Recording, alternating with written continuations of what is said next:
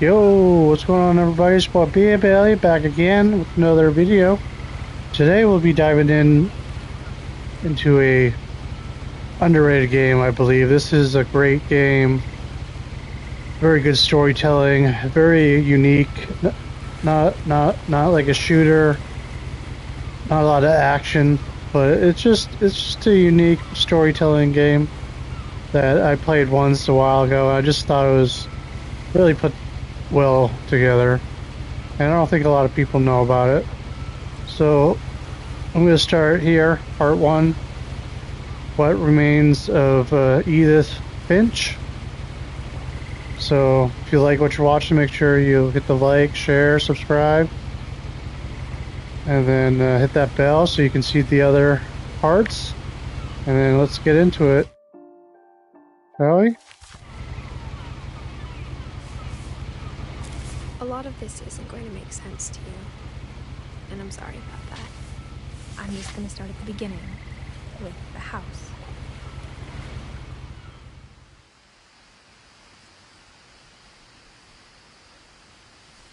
There we are at the house.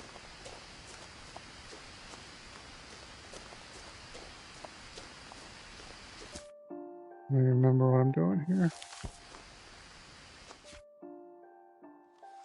I lived here until I was 11, but I wasn't allowed inside half the rooms.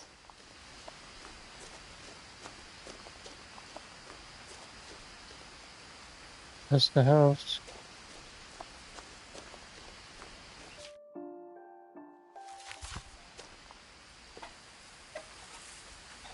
Inside the mailbox were bills from 7 years ago, marked urgent, open immediately.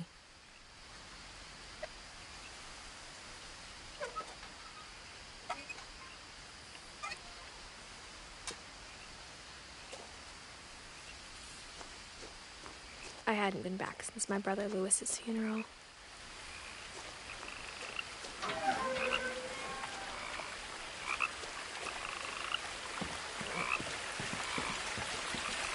In her will, my mother left me a key, but didn't tell me what it unlocked. Maybe she thought I'd know, or she thought that the mystery would be enough to bring me back.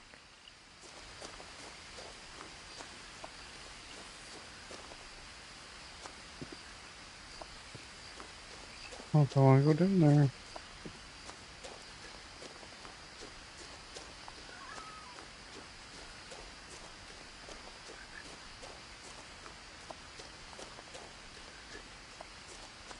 No one had driven this way in a long time, but I saw a few hoof prints.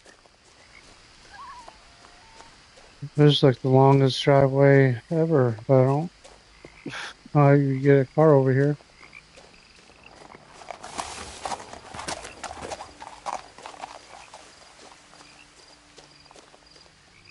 I guess we could have took the... The truth is, even after I inherited the house, I never thought I'd come back to it. But now I had questions about my family that only the house knew the answers to. There it is. The house was exactly like I remembered it, the way I'd been dreaming about it. Like, that doesn't look very safe.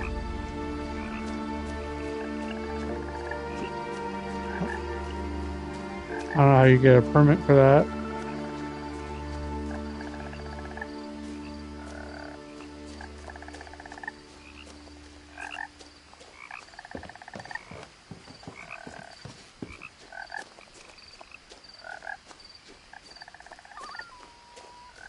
As a child, the house made me uncomfortable in a way I couldn't put into words. I mean, I'm uncomfortable just outside of it looking at it, so... Looks like it's gonna fall over. Now, as a 17-year-old, I knew exactly what those words were. I was afraid of the house.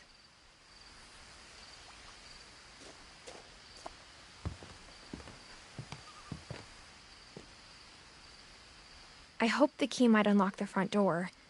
It didn't. Sorry, Charlie.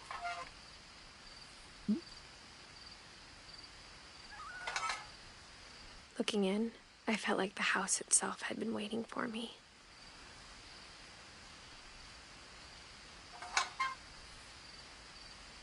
Hey, who leaves the house just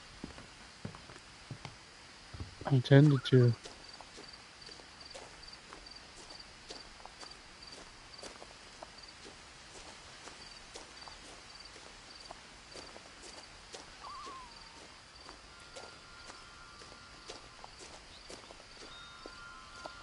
So I'm gonna go around.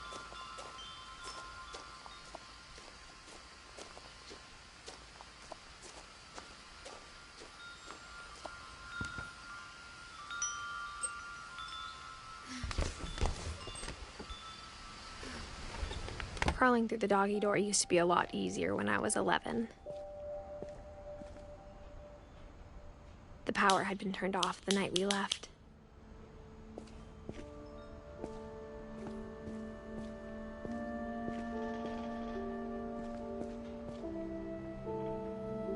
Man, a lot of stuff still just lying around.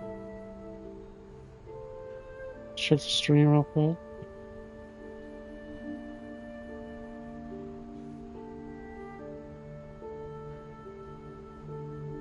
Okay, okay.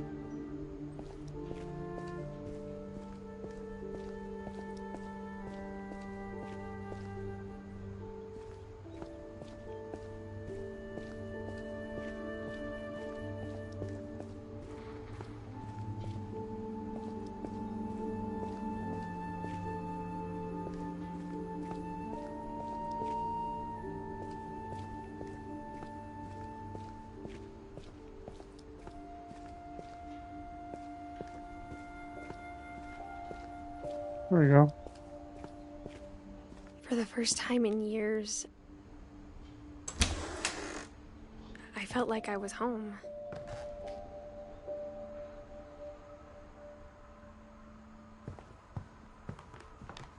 But instead of a family, there were just memories of one.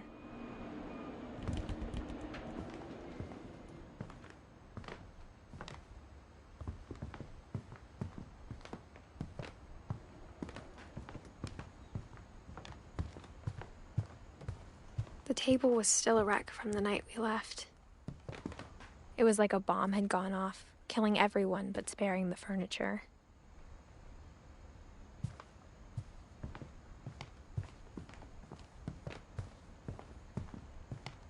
My mom was the only one of us who could imagine Great-Grandma Edie living in a nursing home.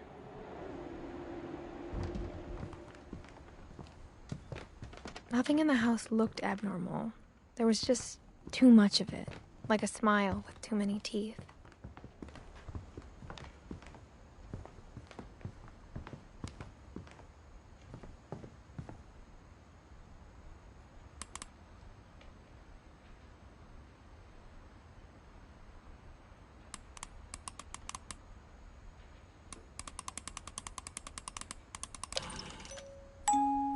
Great-Grandpa Sven built a music box for Barbara, along with the rest of the house. Mom always told me to stay out of the basement, so I wasn't too surprised when the key didn't fit.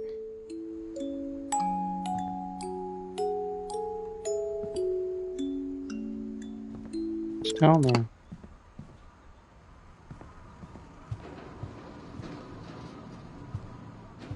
After Louis started working at the cannery, we all got pretty sick of salmon. Except our cat, Molly.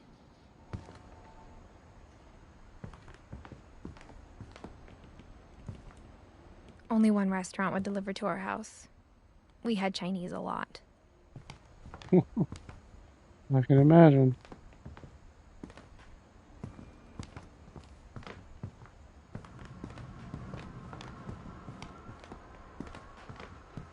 That's the garage in there, yep.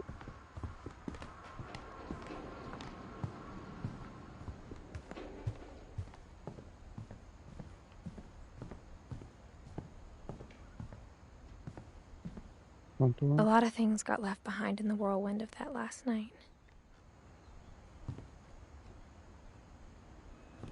My mom wasn't much of an optimist, but she never stopped believing that my brother Milton was alive.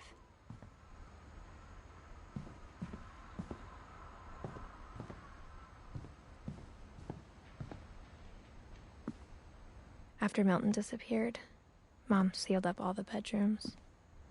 Then Edie retaliated and drilled peepholes.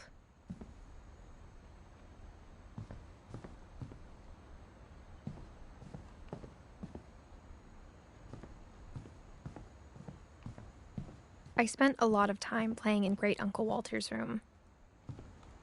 I think my mom sometimes regretted not sealing it up.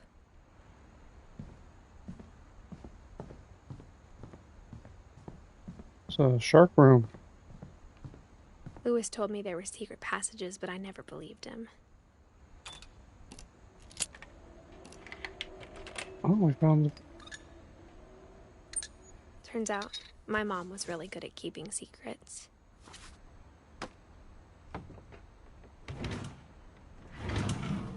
Now it was time to find out what my mom had been afraid of.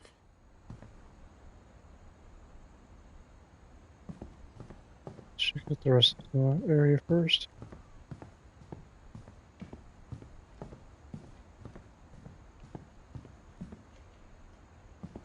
Edie's father, Odin, built the original house. He's the crazy one. Barbara was a child star for 2 years, until America grew out of it.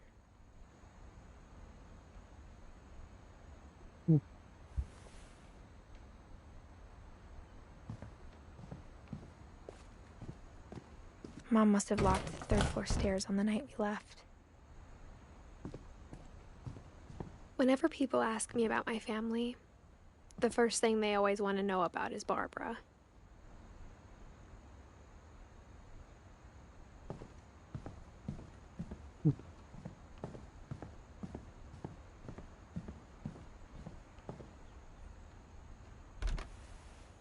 As a kid, I just assumed every house had peepholes and sealed rooms you weren't allowed inside of. I mean, that's a little crazy.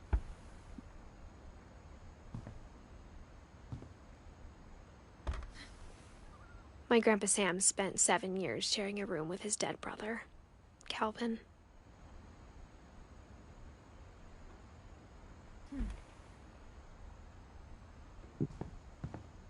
Seems to be a lot of death.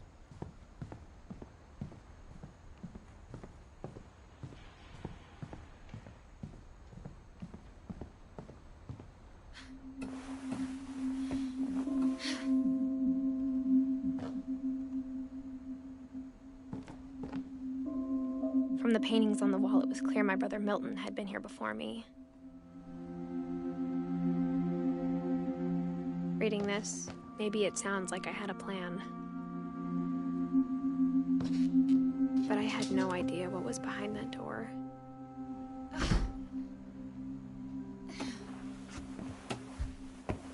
Just like I had no idea where all this was gonna lead.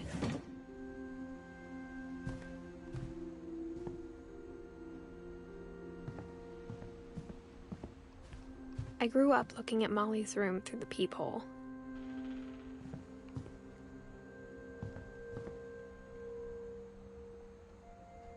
Molly's gerbil had a tiny bedroom with its own even tinier gerbil cage.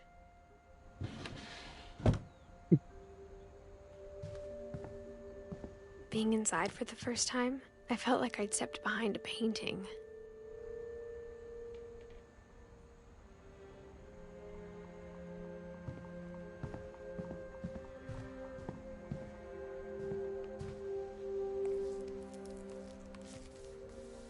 December 13th, 1947. Dear Diary, I'll be gone soon, but I wanted to tell somebody about what's gonna happen. It started when Mom sent me to bed without dinner. I woke up and I was starving, so I looked around for something to eat. The gerbil food was dry, but I didn't mind it. Ew. You ate gerbil food? My Halloween candy was all gone.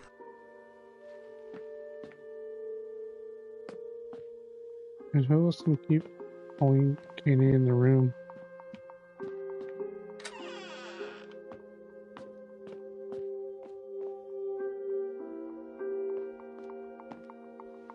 I ate a lot of things that night. I don't think you should probably be eating those.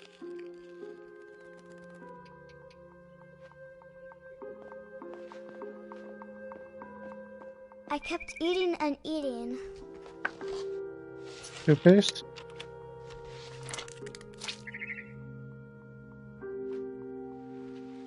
That's gross. Then I heard chirping outside my window.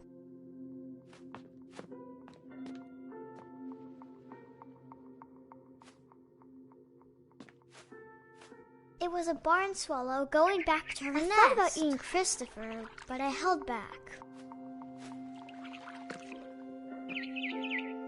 Yeah, maybe don't eat fish.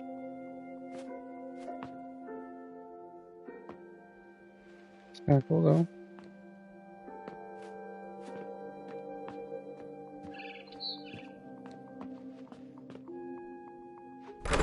Mom, can I come out now? Sweetheart, it's late. Go to sleep.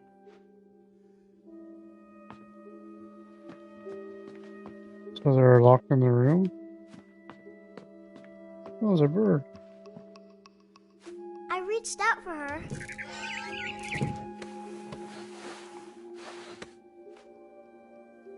And suddenly, I was a cat.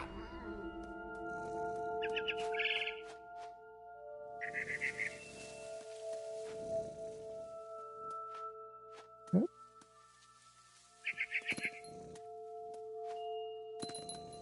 I tried to be quiet, but the bird was really scared.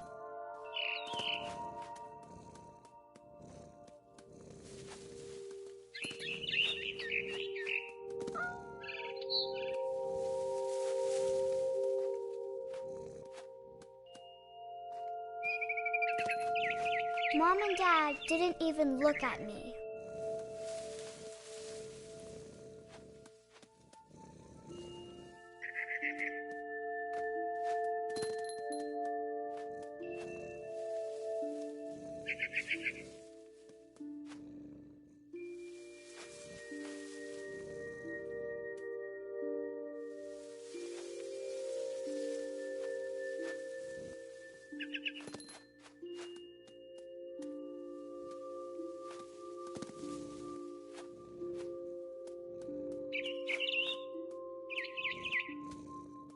The babies were all gone.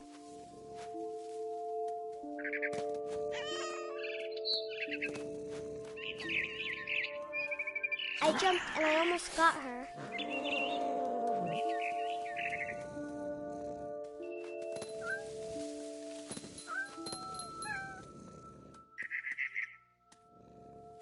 I could tell she was getting really tired.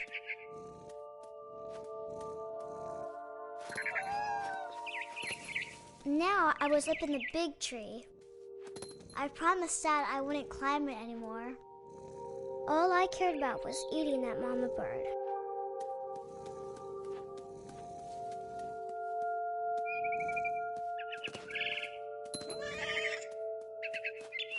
I gobbled her up. Oh! And suddenly, I was an owl. First, all I heard was the wind.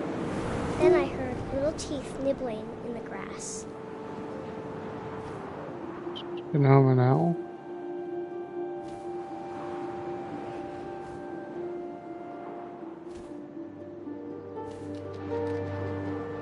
Rabbits.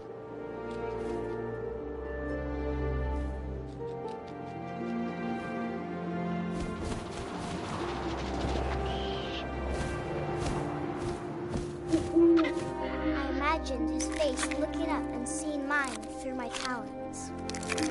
I swallowed him up, and I didn't chew one bit. Then I flew off to find something bigger. Bigger?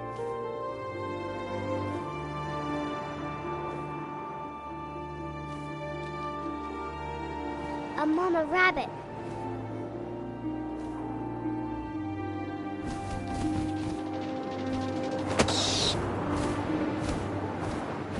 She was almost too big to carry. I started choking, but I couldn't stop eating. And suddenly, I was a shark. Oh, shark?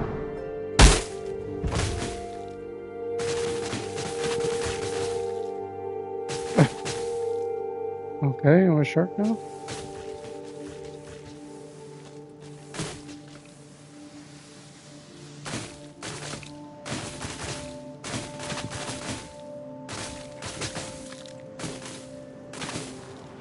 I rolled off a cliff and into the ocean. Now, I was hungrier than ever.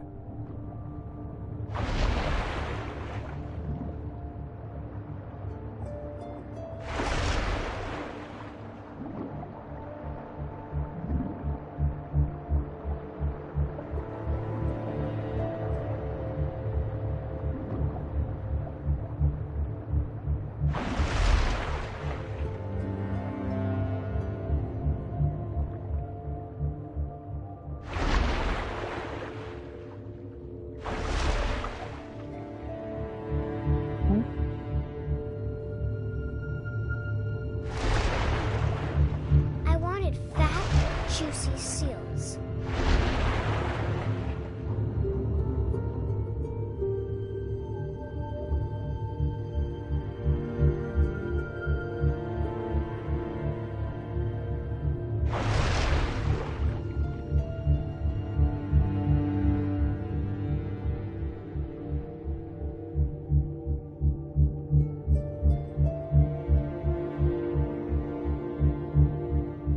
Where'd it go?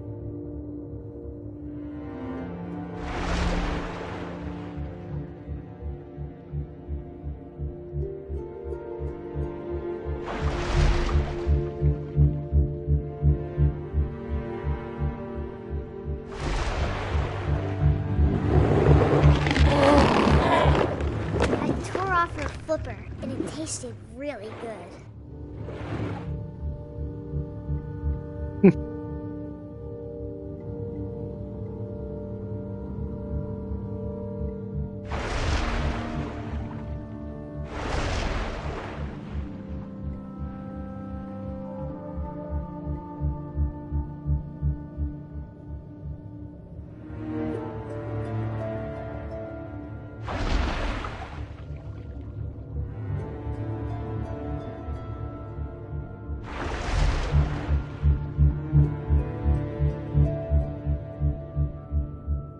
Grabbed on tight, but I was so hungry, I jumped out of the water. When I opened my eyes, everything had changed. The hell am I now?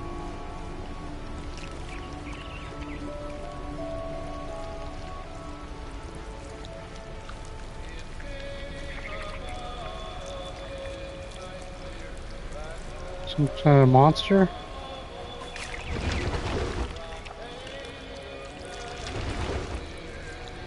Now I was a monster, and I smelled people everywhere.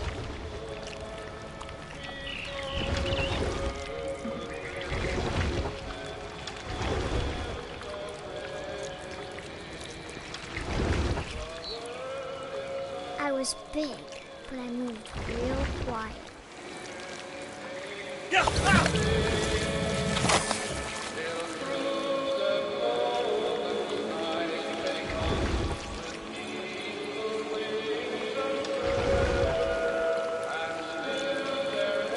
I wanted to stop, but also I didn't.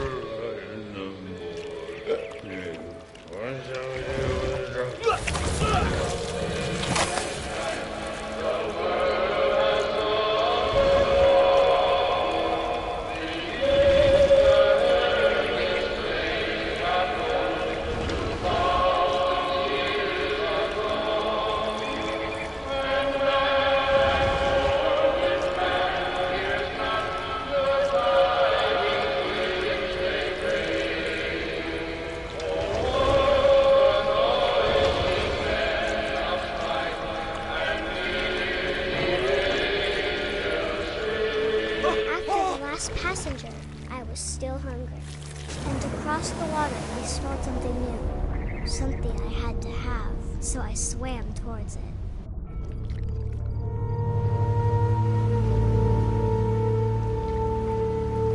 I slithered onto the sand, and the good smell went into an old pipe.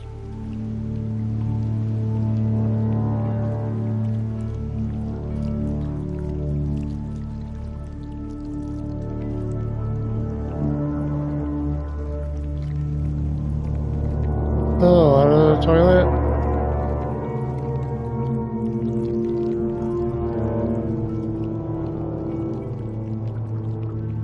I got closer and closer.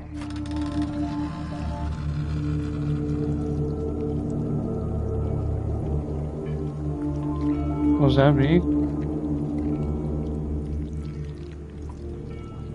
All of my stomach started growling. And suddenly, I was me again. I held my breath for a long time, but I couldn't hear anything.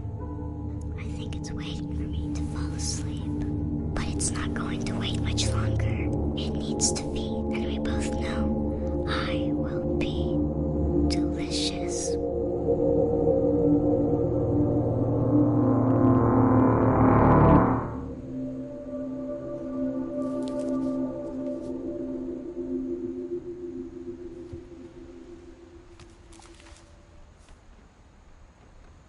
I'm not sure if I believed all of that, but I'm sure Edie would have. See what I tell you? Like that whole thing? That's freaking cool.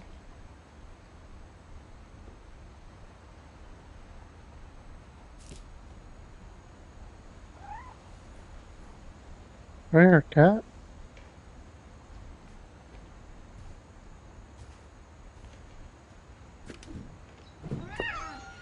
Oh, there was cat. This will be obvious later, but my mom never told me any of these stories. Edie would have, but Mom didn't like bringing up the past. Though, when we adopted a stray kitten, she was the one who named it Molly.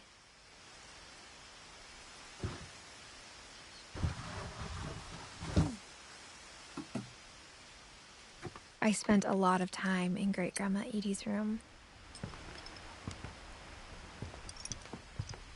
We got along, and it was a good place to hide from my mom. When Edie told people Sven was killed by a dragon, she could also have said he was building a dragon-shaped slide that collapsed. She could have, but she didn't. Even in her 90s, sometimes Edie seemed a lot younger than my mother.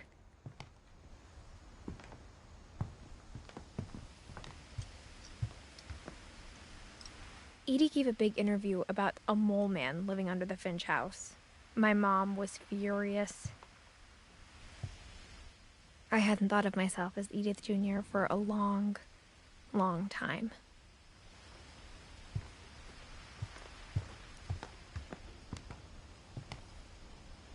One summer, they evacuated the island, but Edie refused to go. For a few weeks, she was a celebrity.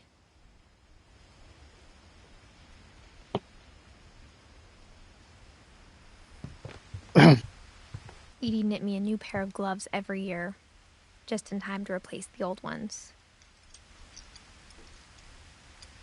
Louis died a week before we left, but Edie had already started to memorialize him. Her room was like a museum. For 500 years, the Finches have been famous throughout Norway. Odin Finch buries the latest victims of the family curse, his wife Ingeborg and their newborn son, Johan. On January 7th, 1937, he set sail with his family and his house, hoping to leave the curse behind. But 40-foot waves off the coast of Washington send the house and Odin to the bottom of the sea. Odin's daughter Edie, with husband Sven and baby Molly, step ashore on their new home, Orcas Island.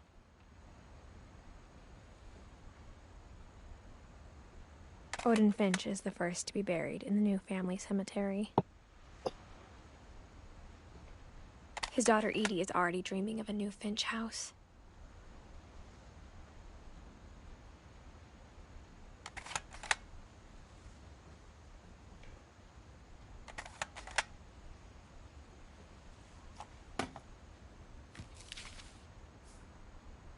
Whatever's wrong with this family, it goes back a long ways.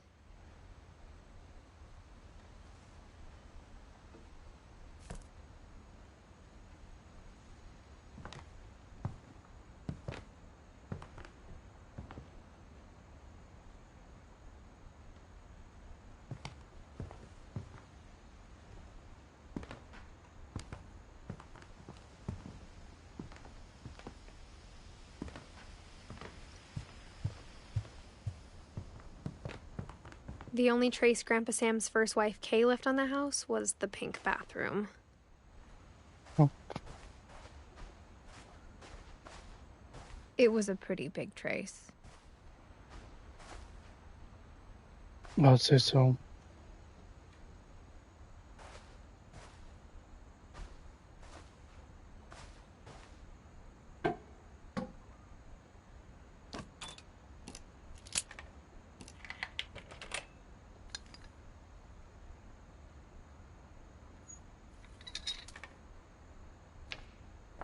There's a secret in this bathroom.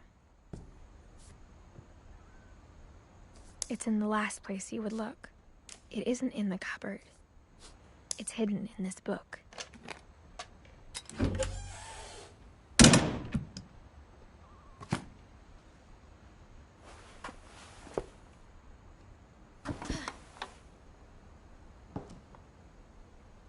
Sven gave Sam an old camera he'd refurbished. He never put it down.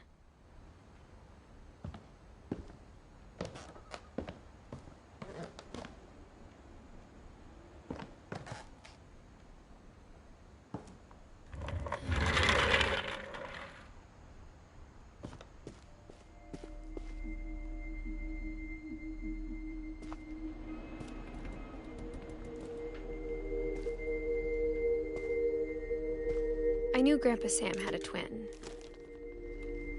and that he never talked about him.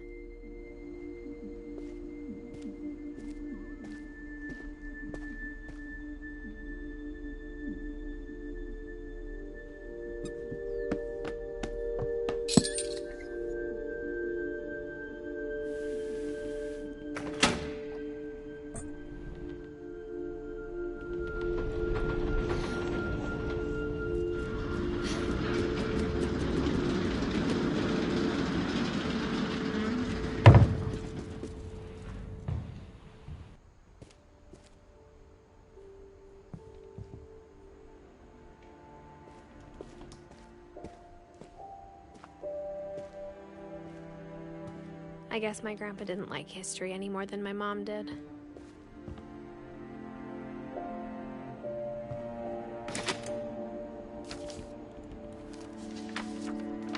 How I Want to Remember My Brother by Sam Finch. The thing I remember is that when he made up his mind, that was it. Oh, is that me? Okay. My brother said he'd die before he ate another mushroom, and he did.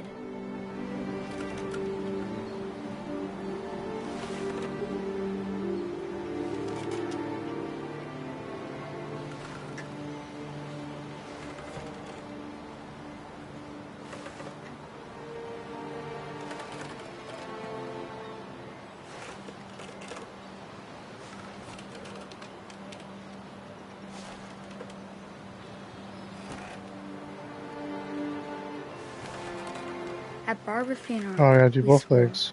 we'd never be afraid again. And he wasn't. I think Calvin always wanted to fly. Sam! Calvin! Dinner's ready! Coming! But that day, he finally made up his mind to do it. He's gonna go off the cliff. I told him going around was impossible.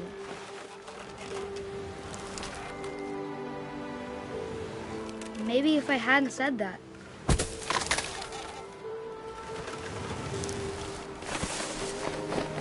Calvin, I'm not gonna tell you again. Maybe if the wind hadn't picked up, Oh, that's crazy. then maybe he'd still be here. But I doubt it. I think he'd already made up his mind. That's what I want to remember about my brother.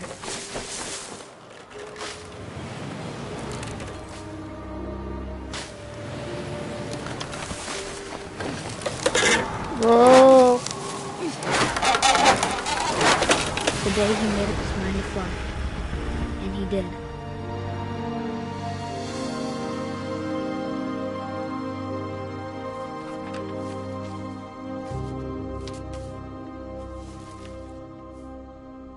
Calvin's story felt strangely familiar. When I was younger, I remember trying to do the exact same thing.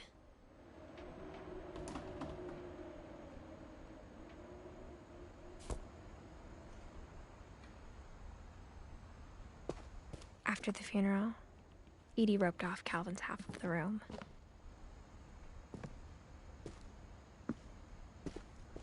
Mom said Grandpa Sam enlisted at 18 and never set foot in the room again.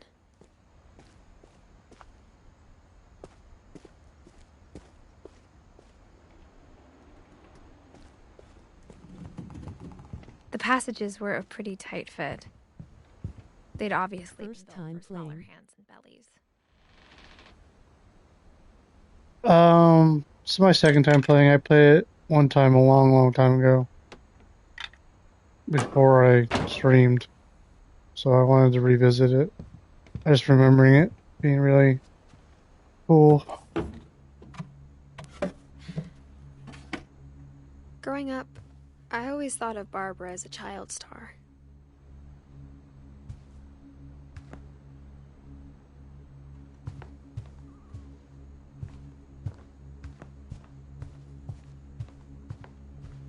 I never thought about how hard it must have been for her afterwards.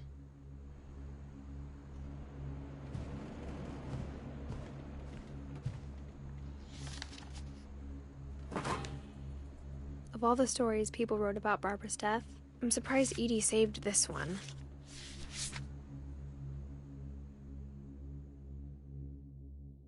Old Jack here with another ghastly tale inspired by America's most unfortunate family. I'm calling it The Surprise Ending of Barbara Finch. As a child star, Barbara was famous for her scream. Now at 16, she was all washed up. A has-been. But in a lucky break, she'd been asked to perform her signature scream at a local convention for monster movie fans. It was just the boost her career needed. Unfortunately, her scream hadn't aged well. Getting better. I think you just need the right motivation.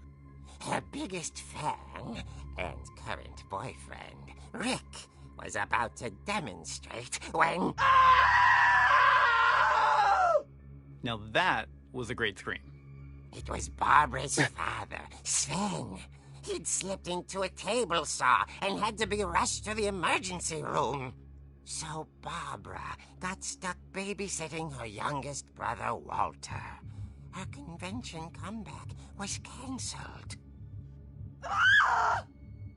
Okay, I'm hearing frustration, but I'm not hearing terror. What if I tried... A gang of hoodlums in Halloween masks have been terrorizing Orcas Island tonight. Police are urging residents to... That came from the basement. You're right! Also, I loved your delivery on that. Why is your basement door locked? Because my dad likes making puzzles and secret passages. There's a key hidden in the music box. The secret is to keep winding and winding until finally the key pops out. Thanks. Oh! I'll be back in a sec. 20 minutes later, Rick hadn't returned. So Barbara went to look for him, right on cue. She reached for the music box.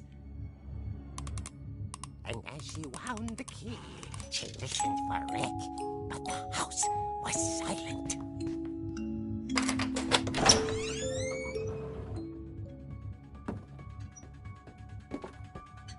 Oh, it's me playing.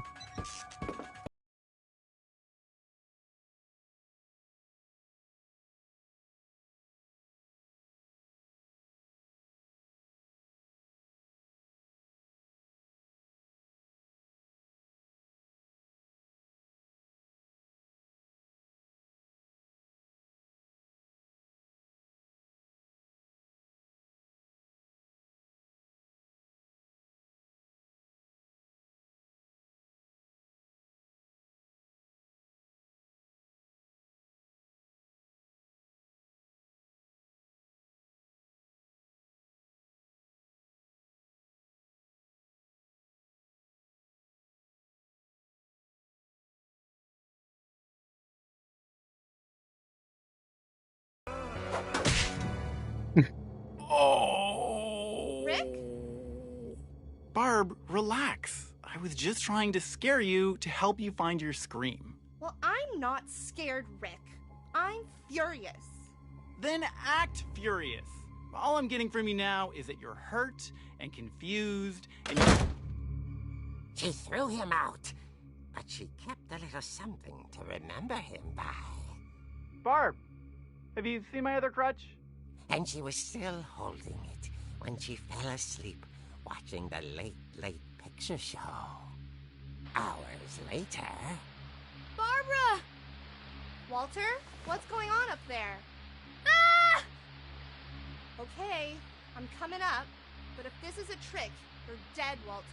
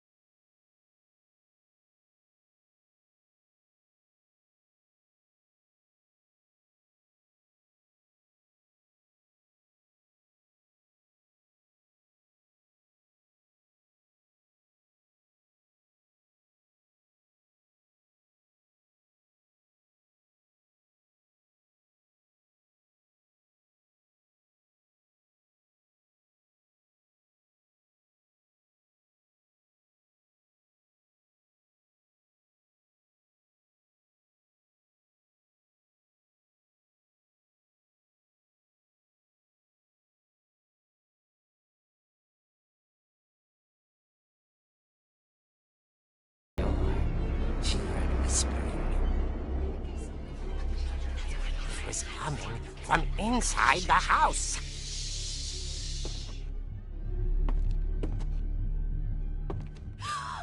Oh dear.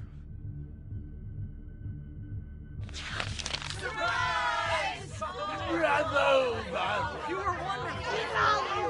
The monsters had come to surprise her. For Barbara, it was a dream come true. Then she saw what kind of monsters they were, and she realized what was about to happen. She was going to be famous.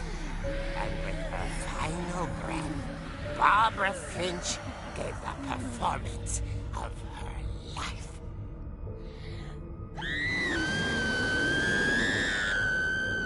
I wasn't there myself, but I hear Barbara was magnificent. Poor girl. She had a taste for stardom. But unfortunately, so did her fans. Of course, the police blamed it all on poor Rick, who disappeared the same night.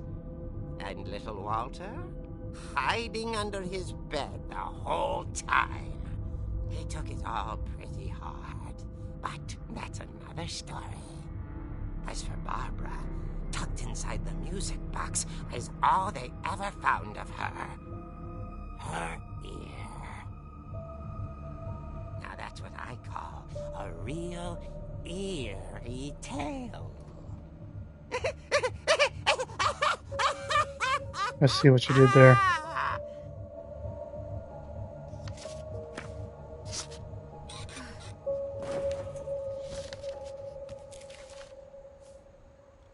Edie told me all Barbara wanted was to be remembered, as absurd as that comic was.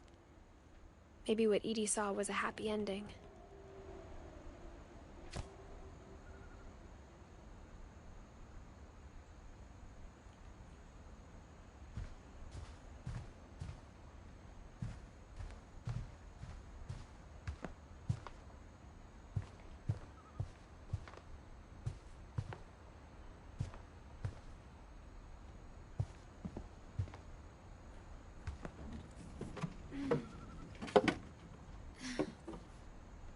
I guess now I know why Mom didn't like me playing with the music box. Yep.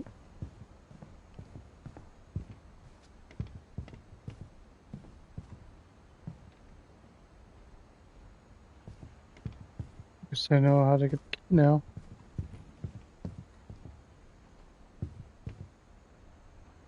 The basement. It's funny. All those times I played with the music box and never found the basement key.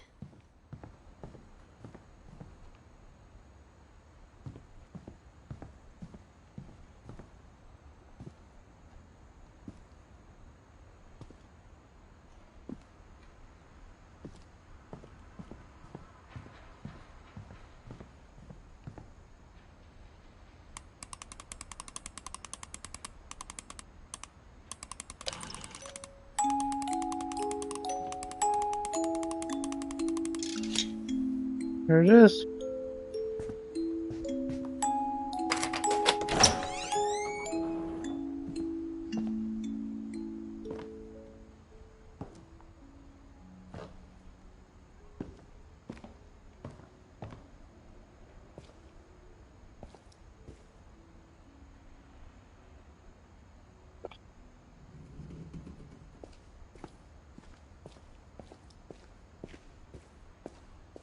Mom said the basement was off limits, unless I wanted another tetanus shot.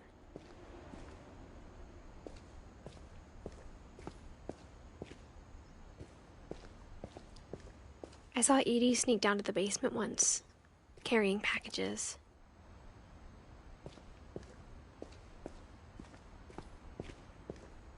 I thought maybe she was hiding presents.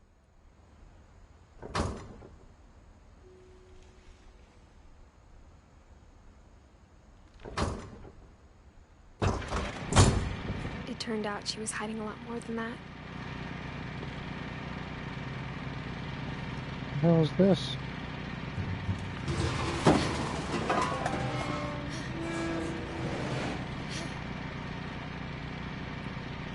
I remember asking Mom once about where Walter had gone. She said after Barbara died, he got as far away as he could. If there's a pattern in all these stories, I think it's that none of us has gotten very far. What the frig is this?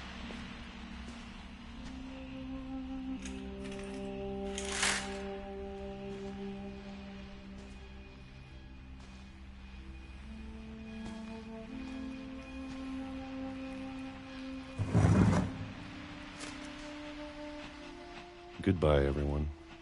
I can't believe I've been down here for 30 years. On that first day, after the shaking started, I didn't think I'd survive a week.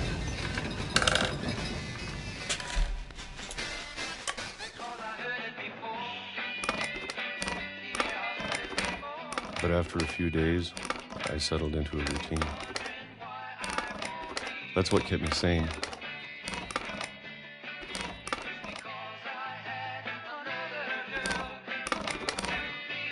Having a schedule, living for today.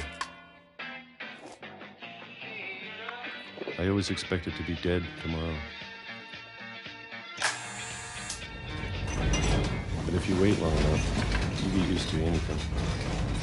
1979.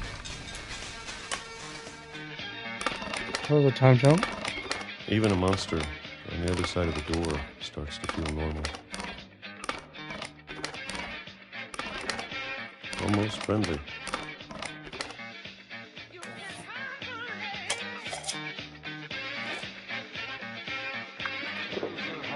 And then one day, everything just... Ooh, 2005. stopped. I like how the music changes as well.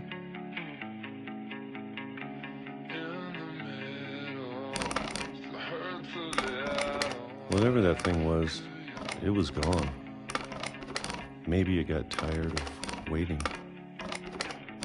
Or maybe I just got tired of being afraid.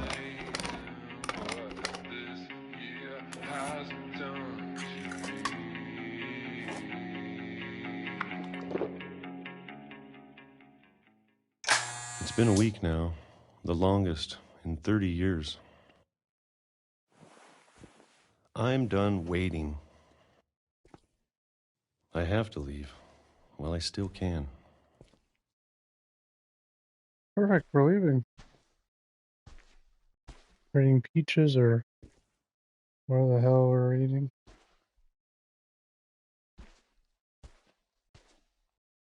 How do I leave?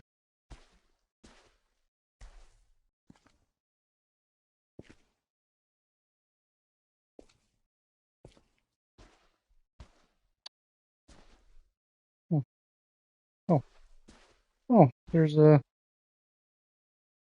hat tray here.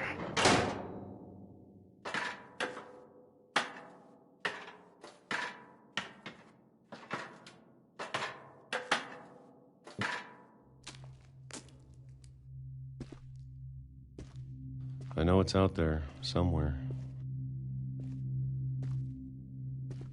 Whatever killed Barbara and Molly and Calvin.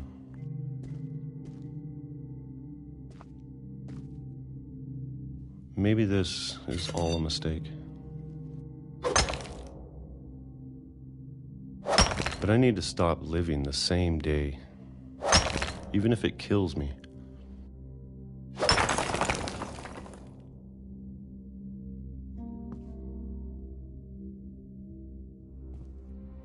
Yeah, that's a good poll question. Would you rather live the same day over and over? Or not, and it might kill you?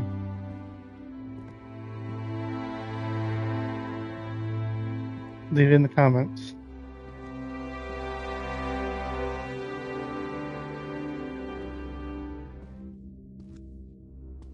Whatever's out there, I want you to know I'm ready for it. I'm going to appreciate all of it, especially the food. I don't mind if I only have a year left. Or a month. Or a single week. I'd be happy with one new day. I can already imagine the sun on my face.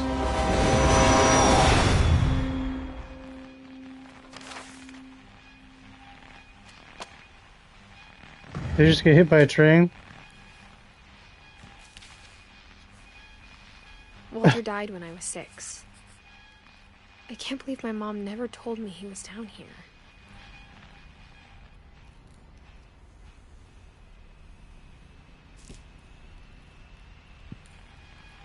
I'm sure my mom was trying to protect me.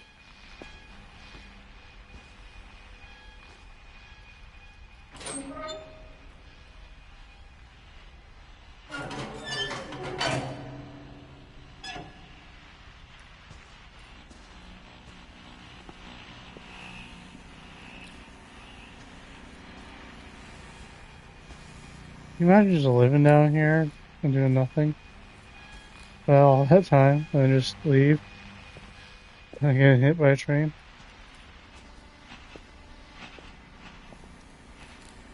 Oh, fuck. Alright, I guess I'm gonna go down the hatch.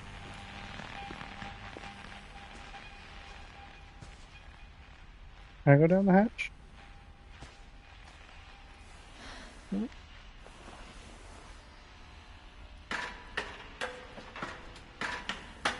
Maybe she was afraid I'd end up like Walter. But if she never told me about an uncle under the house, I can only imagine what else she was hiding. I don't want to make the same mistakes she made. I guess that's true.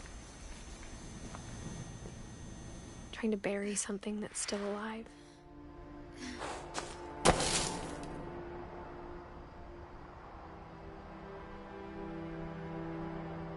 Now that there's only one of us left, or maybe 2, I thought it was time I heard the stories for myself and found out what happened to everyone else. Why can't you just go out the But other now way? I'm worried the stories themselves might be the problem. Maybe we believed so much in a family curse, we made it real.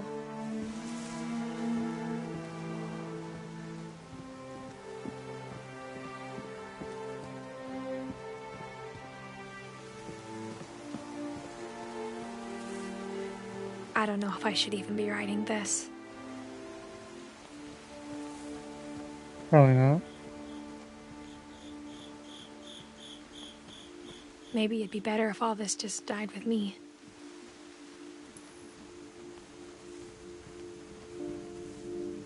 But I thought you should know about your family.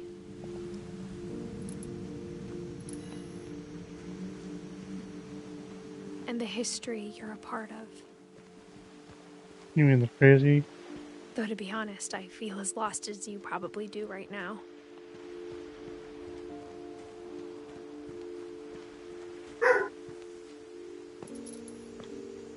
I think the people in these stories believed them, for what that's worth.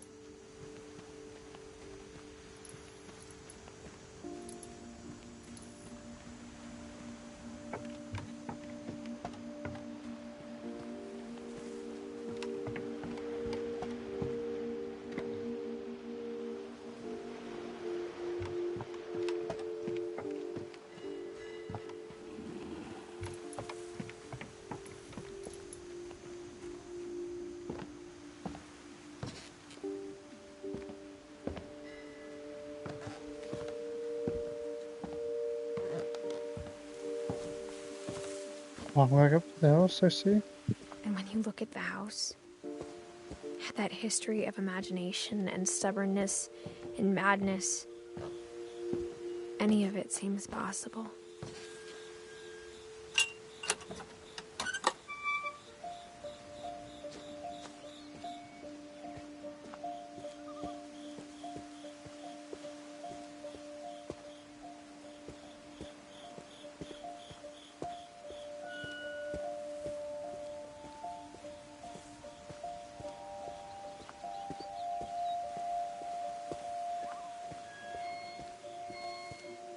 I I think we've been surrounded by death for so long, we've just gotten used to it. What kind of family finishes building a cemetery before starting the house?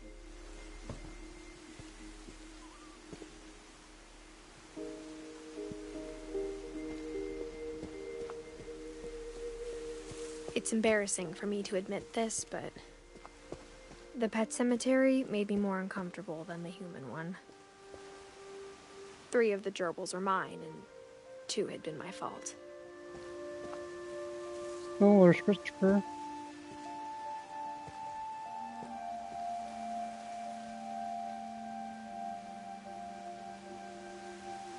Wow. Sven built the house, but it was Edie who designed the cemetery.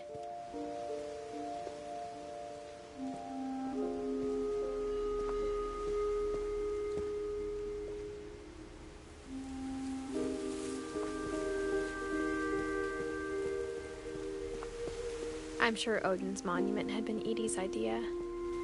My mom was always trying to move on, but for Edie, the past never went away.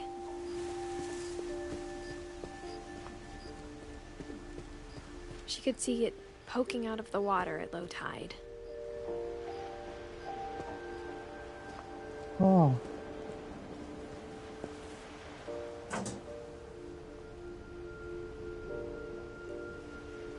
Edie said she dreamed about the old house every night.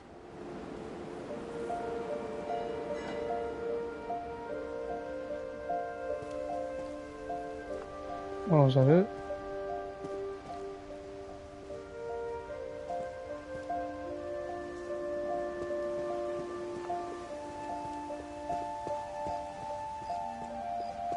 Edie's side was always easier for me to understand.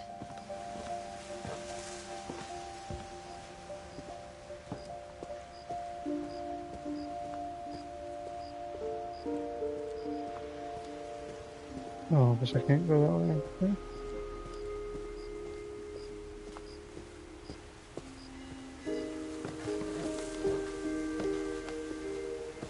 But the older I get, the more I can see where my mom was coming from.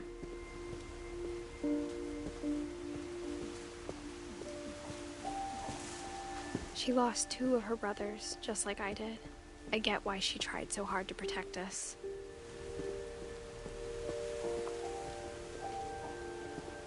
There's so many things I wish I could ask my mom now. Part of me thinks this is what she wanted all along. For me to come back someday and find everything out for myself.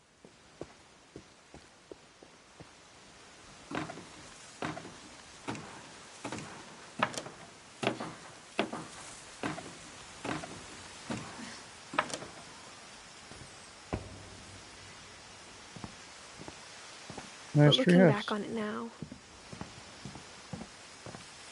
if she told me there was going to be so much climbing, I never would have come when I was 22 weeks pregnant. Oh. Yeah, you probably shouldn't have come.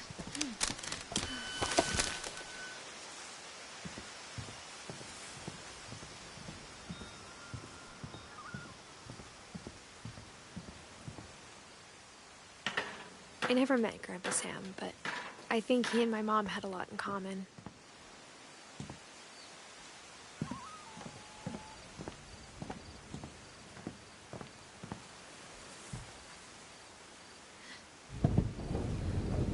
They were both pretty intense. Ooh.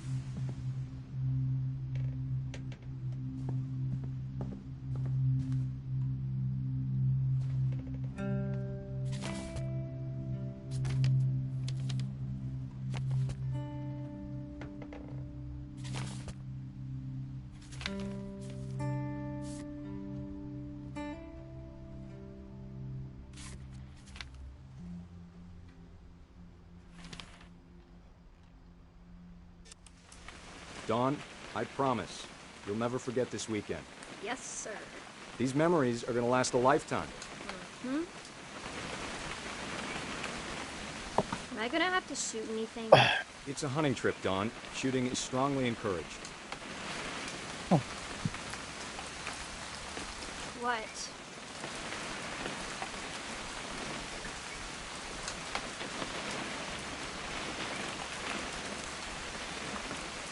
It's too early, Dad.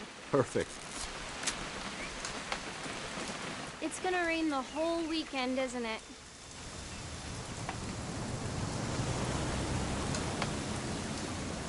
Please just take the damn picture. Hey, language. I will never forget this weekend, Dad. That's the spirit. Okay, got it. I'm gonna take some pictures, okay? Just be careful. That camera's older than you are.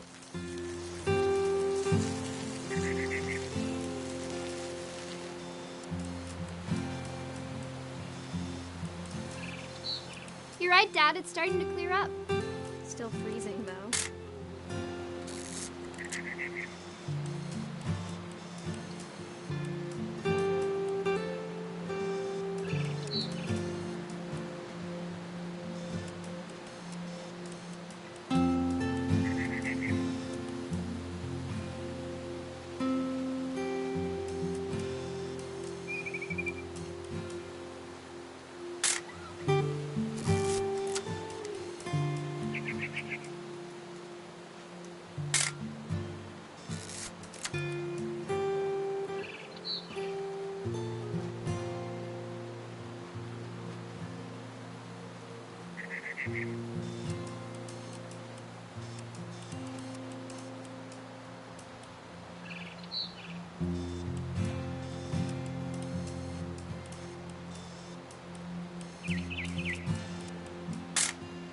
Aw.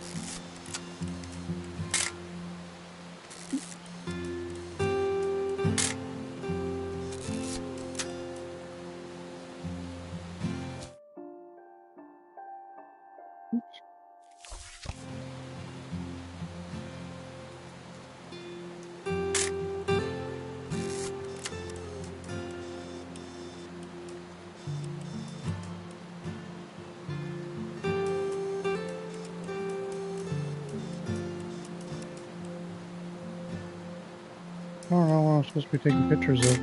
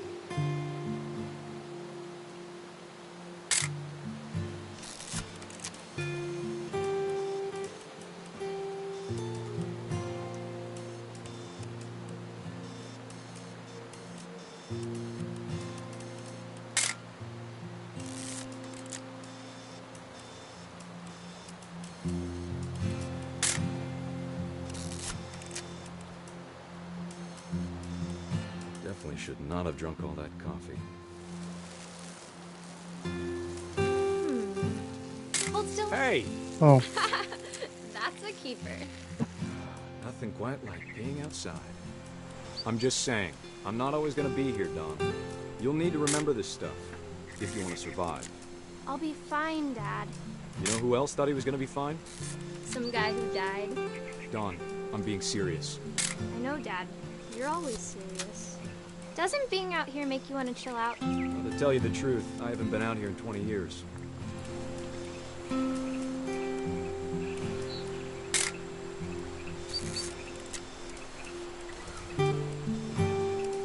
Last time I was with my brother Calvin. Man, that was a great trip. Your grandpa Sven taught us how to fish, how to build a fire. We found an old logging trail. There were deer everywhere. I bet if I could remember where that trail was, we'd spot a buck for you in no time. Give me a minute to check the map.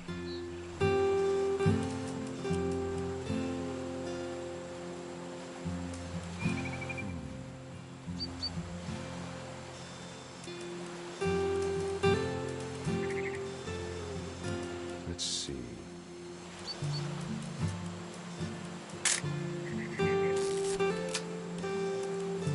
Maybe.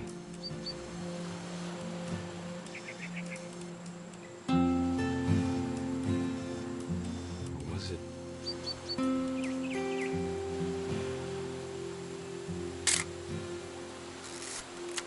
Could have been.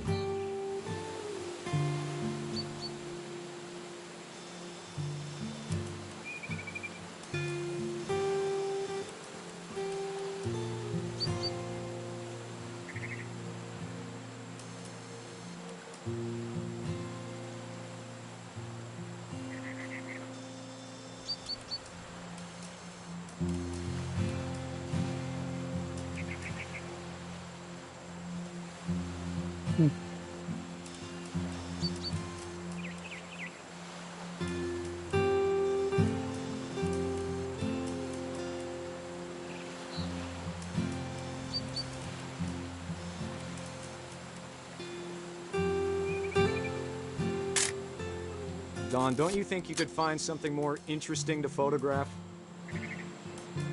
You don't need to waste any more film on me, kiddo.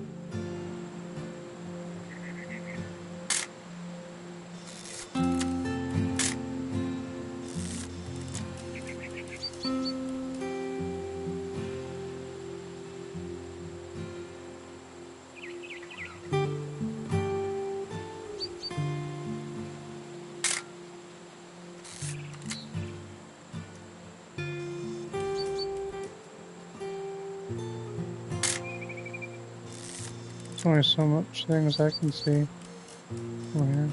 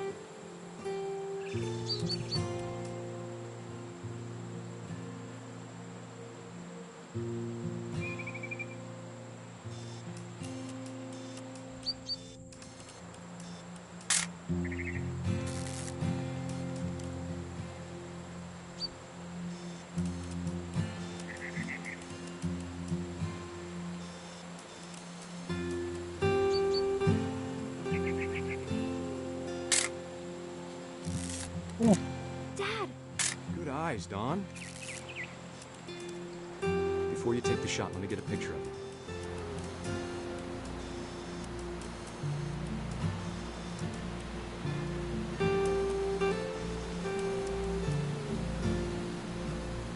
Dad, I... Just breathe. Turn off your... Let me get behind you. Do I have to do this? Don, you don't have to do anything. But if you want to survive, you need to be strong. Great shot, Don!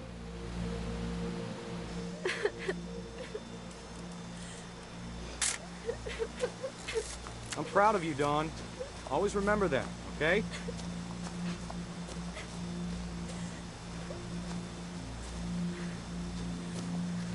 Dad, it's twitching. I think That's it's totally normal, Don. Just focus on the camera. Try not to think about... Dad! Oh.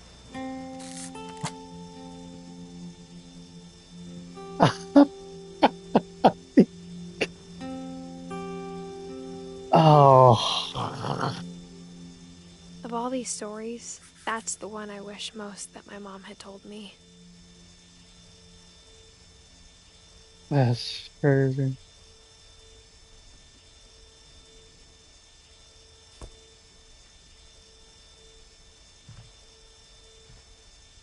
Sam spent his life shooting photos, but Mom said he got nervous being in front of the camera. I guess we're all afraid of something.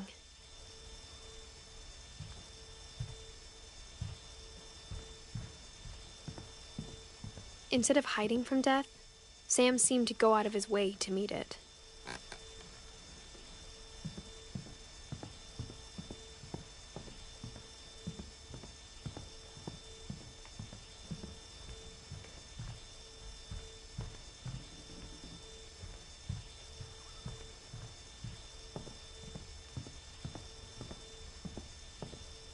That's fine.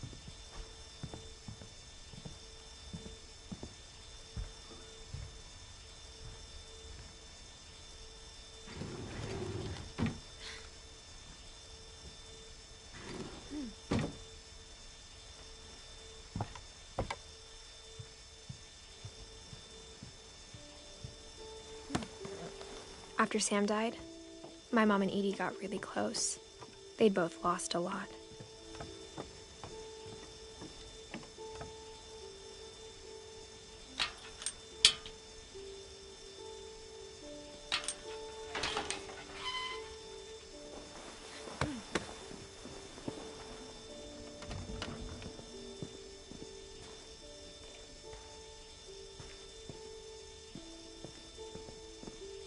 I can't imagine my mom ever writing poetry, and yet...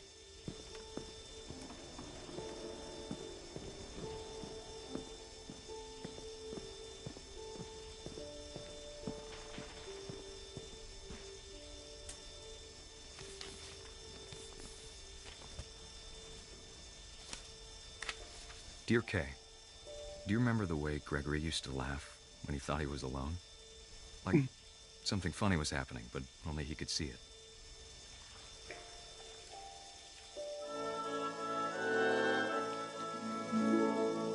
I think he saw things the rest of us don't.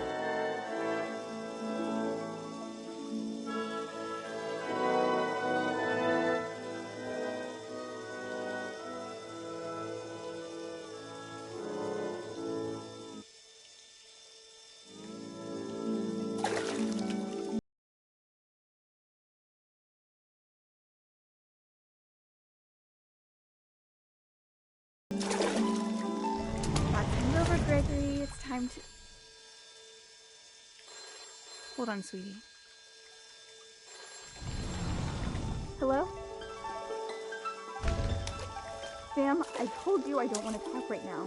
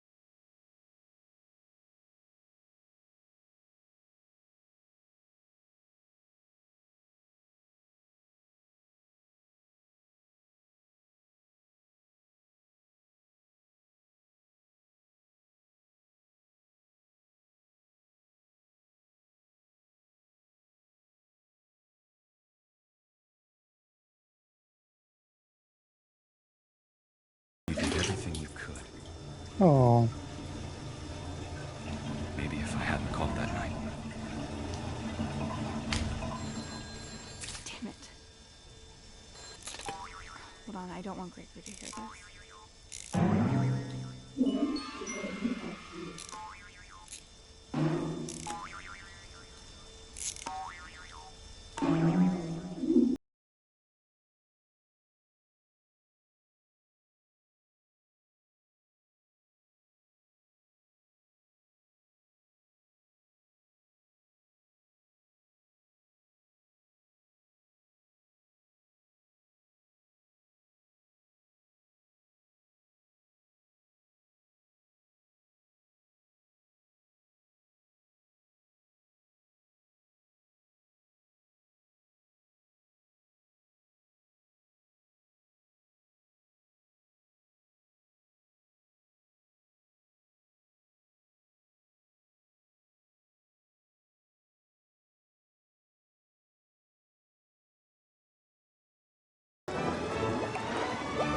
Sure as hell. And he'd want you to be happy too. Good luck, Kay.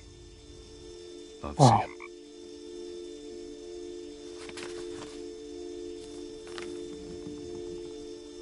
That's unfortunate.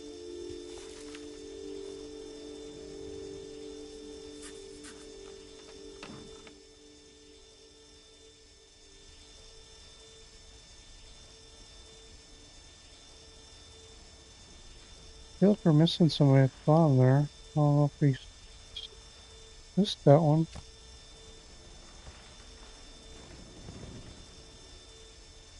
Oh, just give me a second here. Oh.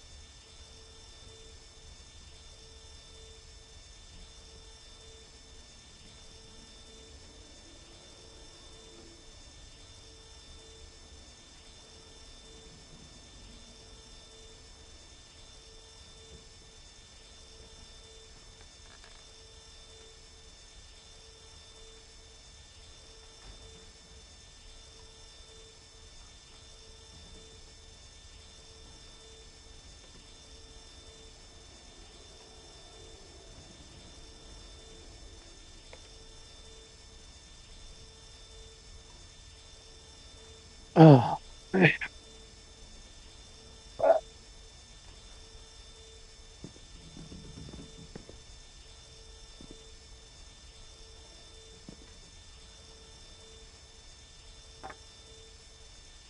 A poem for Gus, who always said the wedding was a bad idea. Our father never hit us kids, at least not very hard, before the day my brother said with teenage disregard that he'd be dead before he'd see a wedding in our yard.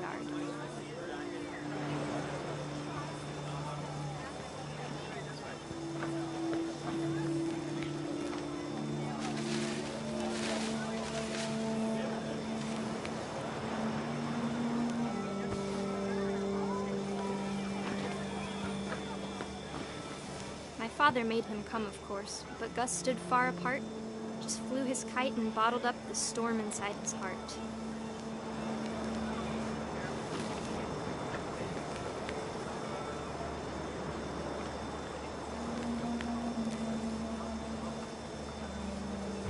I tried to talk him out of it, but though he'd never met her, "We don't need a stepmom," were the words that I now remember. pronounce you husband and wife.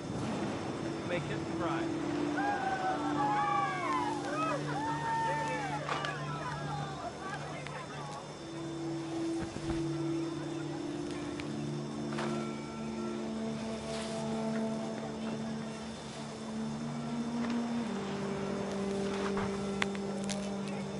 When the time for photos came, Dad ordered him to come here. But Gus declined, and as a sign held up his middle finger.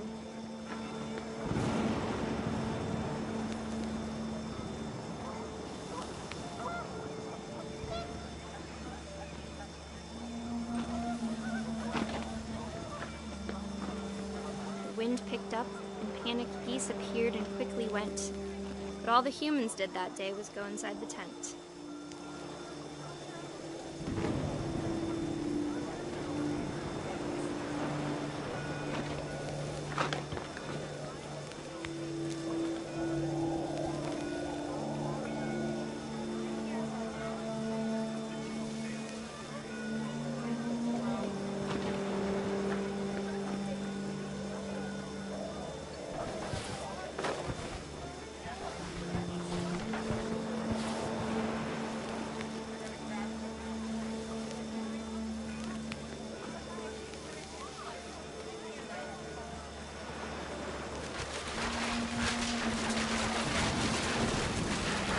The rain came down in buckets then, but no one seemed afraid that nature might destroy the tent our dad had crudely made.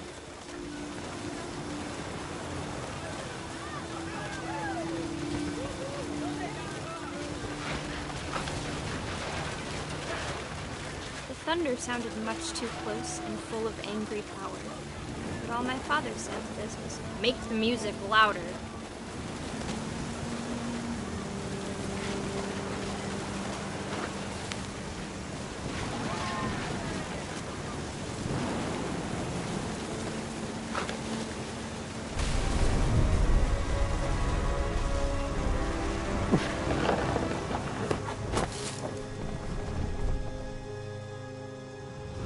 I wish that I could truly say I thought about you on that day. Out there on the beach alone, just you, the wind, the sea, and foam. But I didn't, until we found you.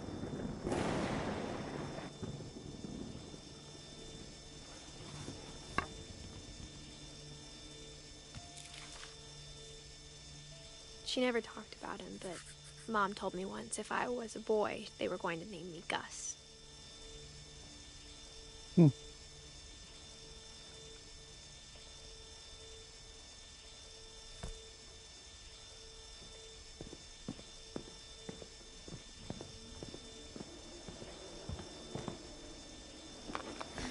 My mom moved up to the loft after her brothers died. At the time, it was as far away as she could get.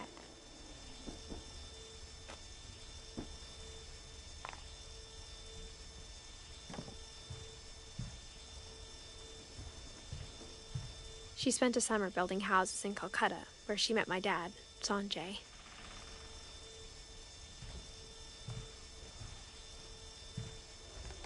Religion was another thing my mom never talked about, but I think it helped her a lot after her dad died.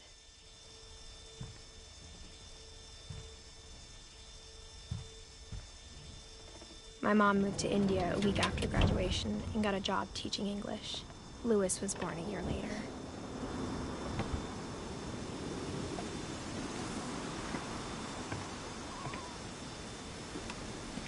When my dad died, I don't think Mom knew where else to go. I'm sure Edie was happy to have her back. And to see kids in the house again.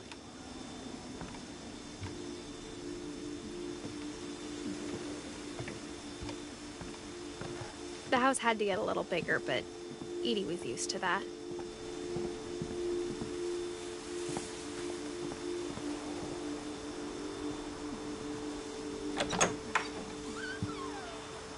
And for a while, things were good. Almost normal. But it didn't last. Never does. The beginning of the end was Milton's 10th birthday, when Edie gave him a castle.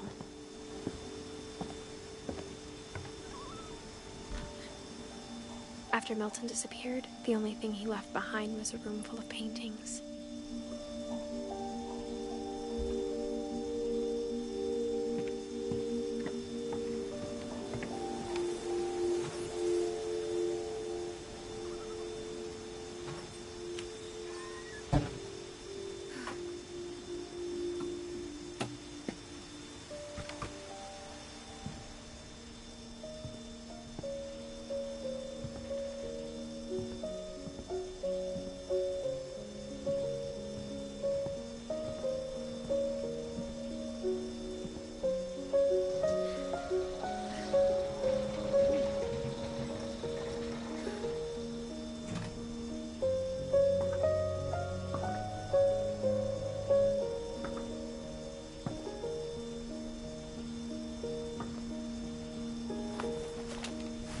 Milton Finch in The Magic Paintbrush.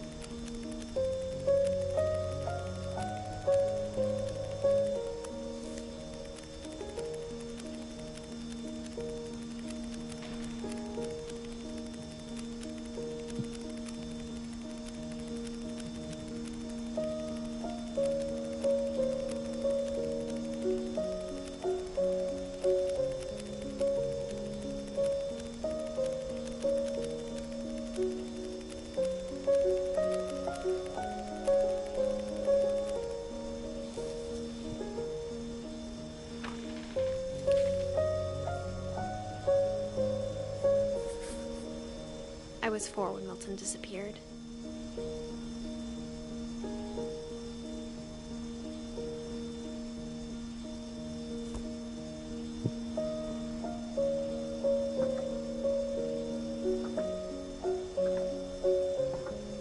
So no one knows what happened to him. Mom spent months searching for my brother. Then she sealed the doors.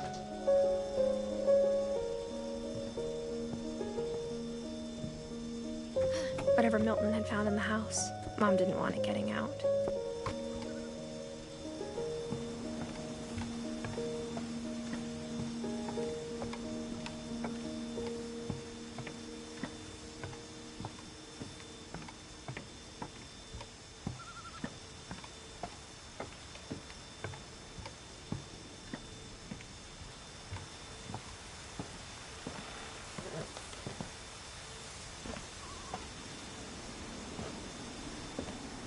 Mom definitely blamed Edie, but I think Louis blamed himself. After he graduated, he just spent more and more time in his room, until Mom got him a job at the cannery. Everyone always told me to stay out of Louis's room, except Louis.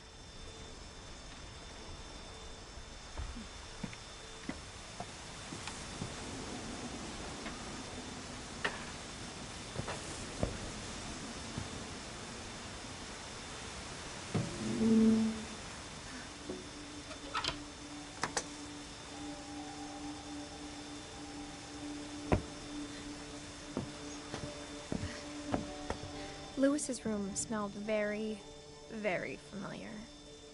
That part of him lived on. This is the MJ Wacky room right here. Louis and I spent a lot of time playing games together, but he was surprisingly bad at them. He died a lot. Where is that?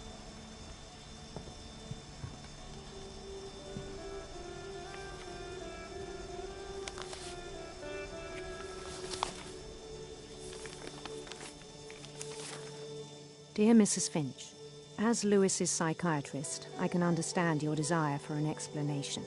As I see it, the trouble began in January, shortly after we convinced your son to seek treatment for substance abuse. Newly sober, I believe Louis first noticed the monotony of his daily life.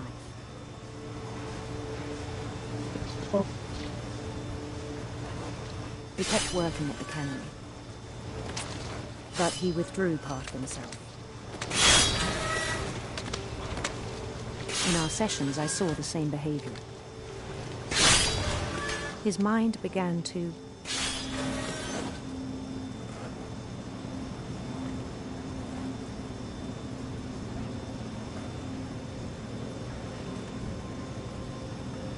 wander. I asked him to describe it. He said he started small, imagining a labyrinth. Yeah, I gotta do this at the same time. He'd feel his way about. Oh my god. Then something moved. Bats. And toads.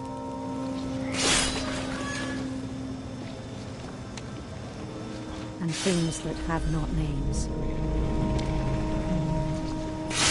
He knew it was all in his head.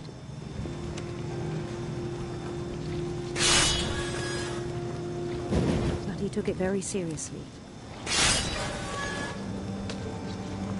I had hoped he'd find himself.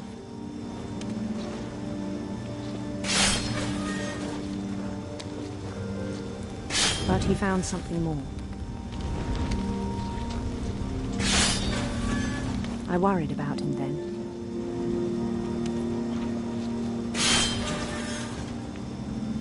Daydreaming at the cannery, I spoke with his boss. But he said Lewis had become a model employee. Methodical, tireless, focused. Like a whole new Lewis.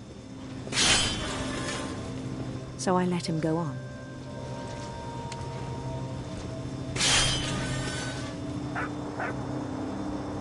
I even encouraged him.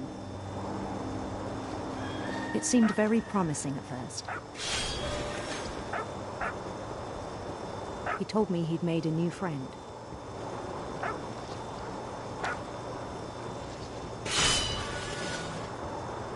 On the edge of a city he named Lewis Topia. He built the city up slowly, brick by brick.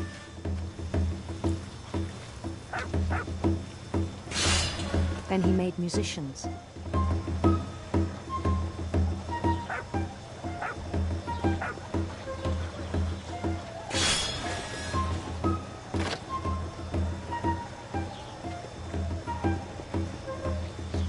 Oh, that's songs crazy. for them to play.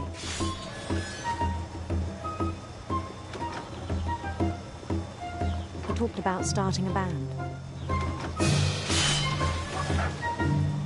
And he was always humming something. Every day his imagination grew stronger.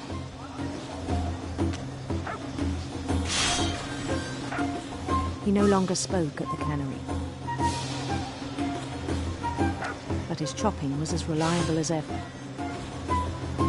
Then one day it struck him that all the cheering crowds, even the stones under his feet, were all in his imagination, so he could do whatever he wished.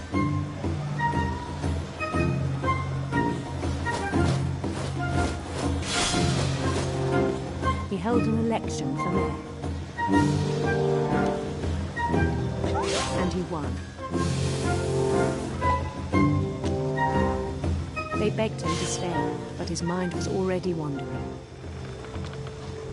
It became a game for him.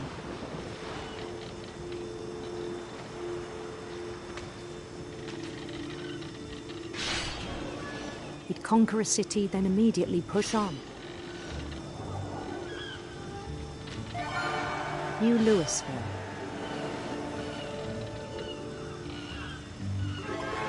St. Louis. He started drifting away from our reality.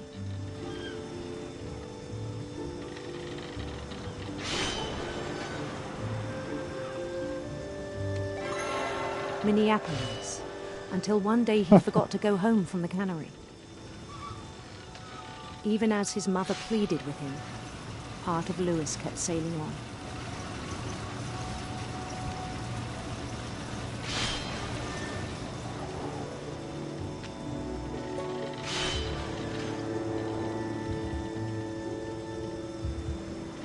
In Lewisburg, he heard rumors of a... It's strangely satisfying chopping all these heads off. Oh. Beautiful prince, handsome queen. Handsome queen. That's...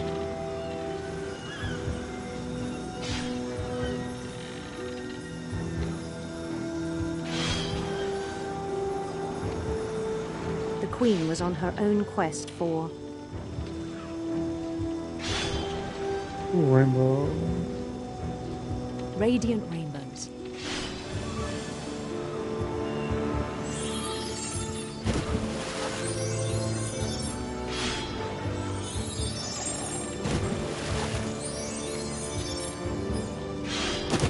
followed the sound of her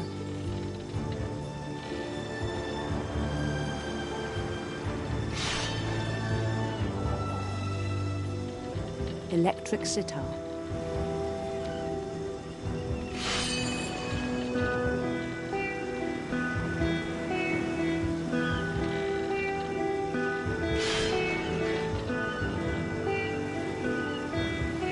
His chase led him to a golden palace east of the sun and west of the moon. Even then, his logic remained sound. He knew the world was all in his imagination.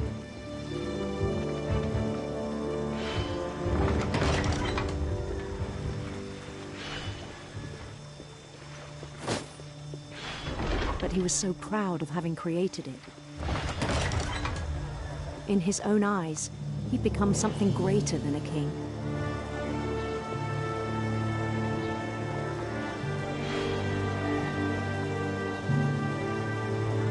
For someone who'd never known success in the real world, I think it was overwhelming. And then it struck him that the real Lewis was not the one chopping salmon, but the one climbing the steps of a golden palace.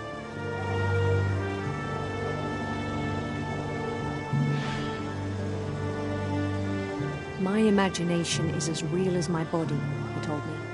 It was hard to argue with him.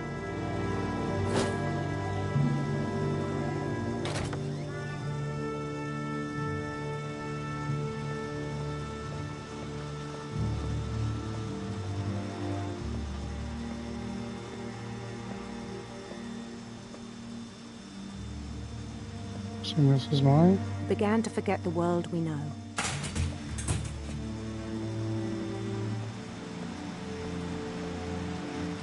I think it pained him to remember Lewis, the cannery worker.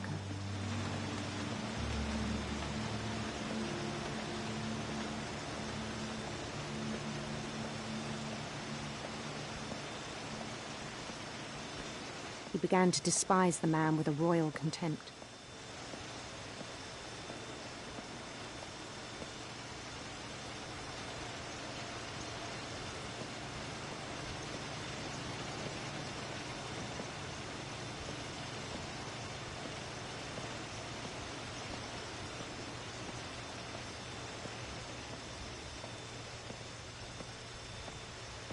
There's all the fish.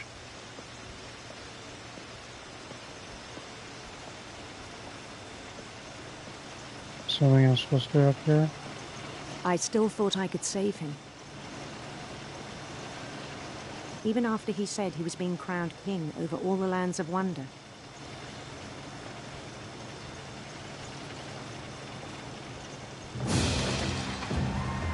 The palace would be packed with his companions.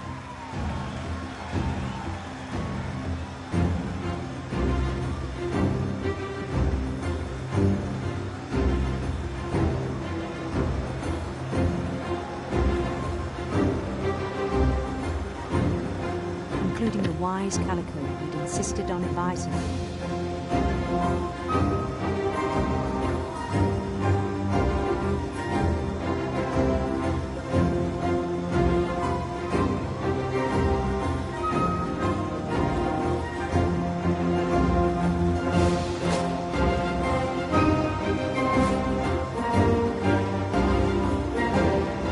His queen waited, holding his crown.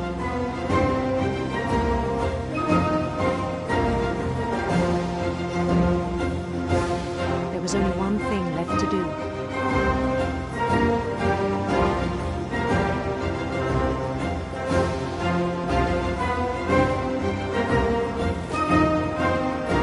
Bend down his head.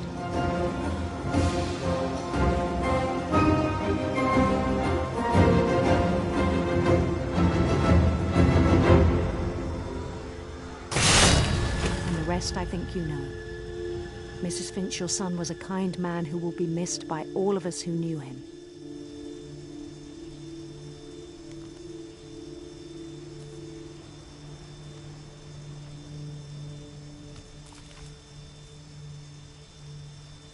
My brother was really cool.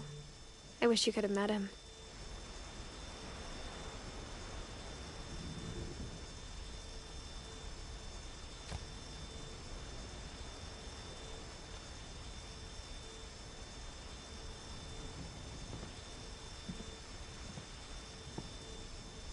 He was so proud of being Indian. I think for him, it was a way to be something other than just a Finch.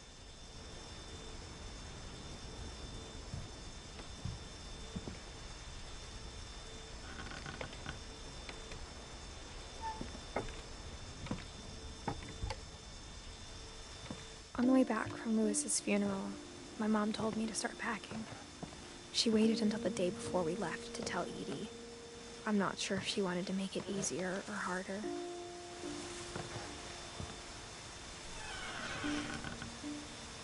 I wish we'd stayed. But I understand why we left.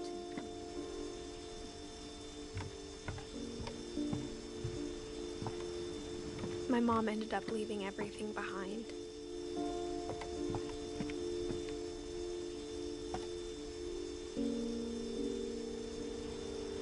Not sure about. What happened that night had been coming for a long time. Maybe it should have come sooner.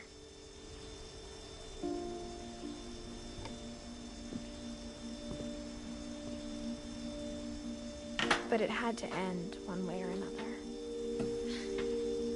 All that's left now is to tell you about that last night.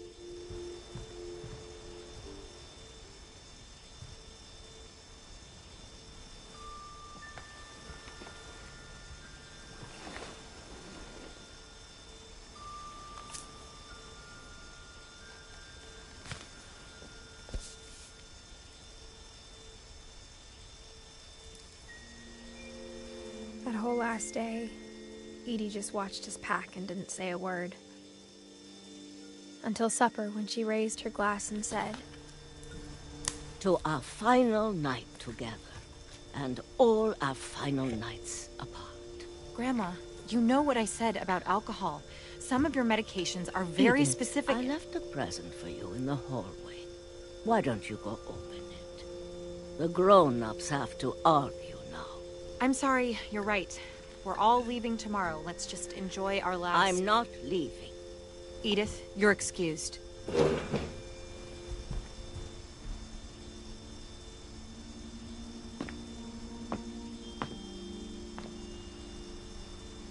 the power had been shut off that morning, but Edie always had plenty of candles. When my mom sealed the library, I don't think she knew about the other entrance. Or that Edie had a key to it.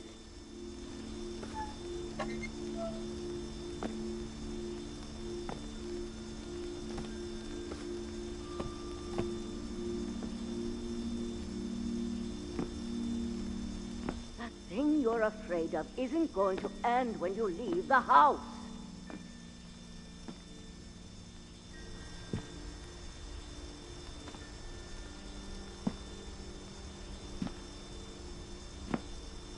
Edith has a right to know these stories. My children are dead because of your stories. I think it's best if Edith and I leave tonight. We'll have the nursing home send a van for you in the morning. Okay?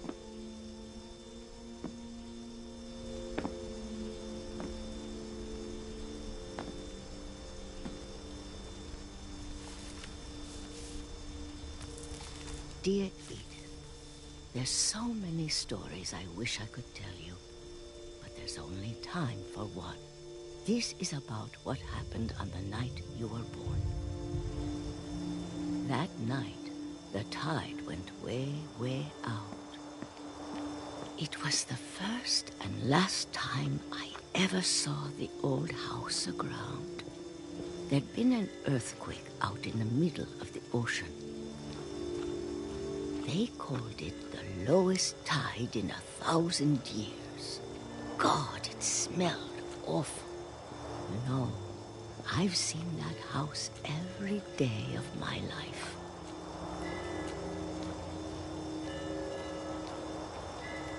But I never thought I'd go back to it. When the fog rolled in, I lost my way.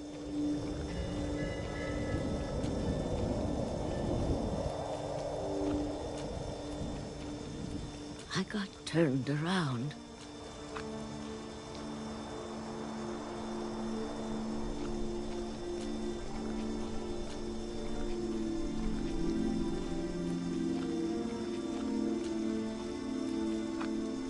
For a while, I wondered. I started seeing things.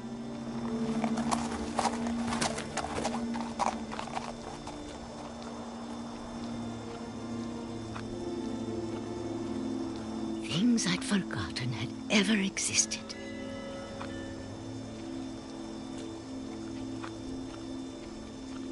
But when I saw them, they felt like old friends.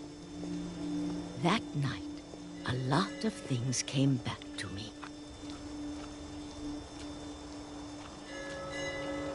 Or maybe I came back to them.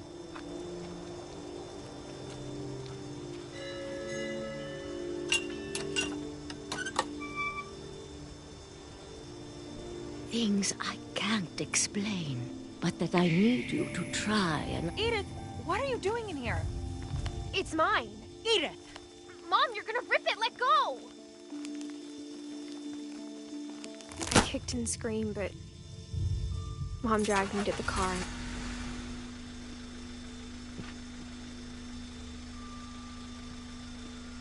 I never saw Great-Grandma Edie again. The next morning, the band came to pick her up, but she was already gone. After that, we moved around a lot.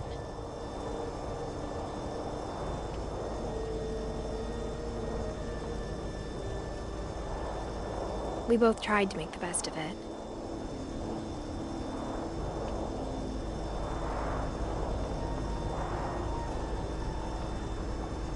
A few years went by.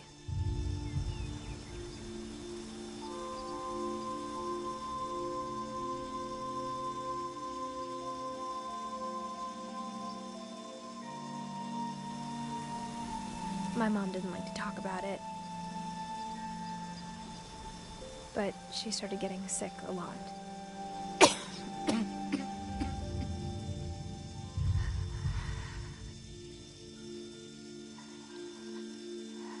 She got better for a while, and then she didn't. And then I was alone.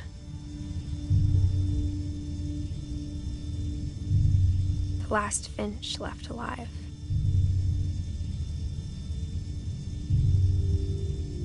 Until I found out about you. I'm still not sure what to tell you about all this. If we lived forever, maybe we'd have time to understand things. But as it is, I think the best we can do is try to open our eyes. And appreciate how strange and brief all of this is.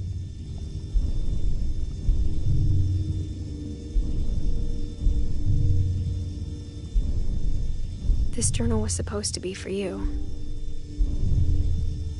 But now I hope you'll never see it.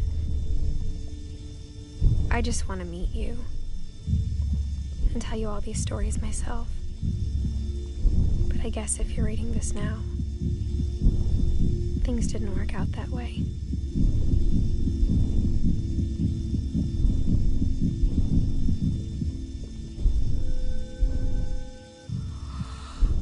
This is where your story begins. I'm sorry I won't be there to see it. It's a lot to ask, but I don't want you to be sad that I'm gone. I want you to be amazed that any of us ever had a chance to be here at all. Good luck.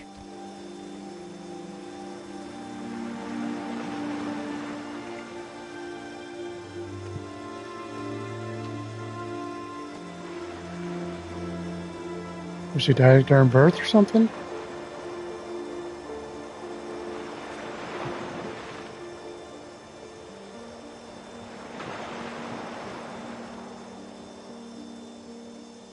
Is that it?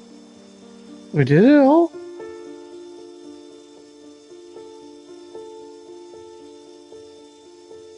It's short, but awesome.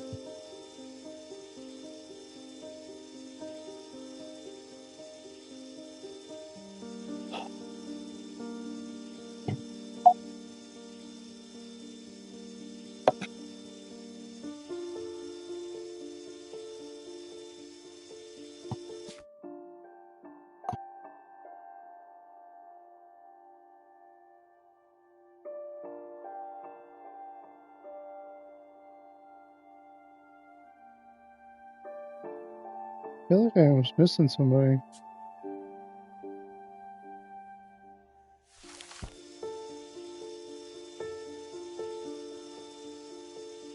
That was fun though.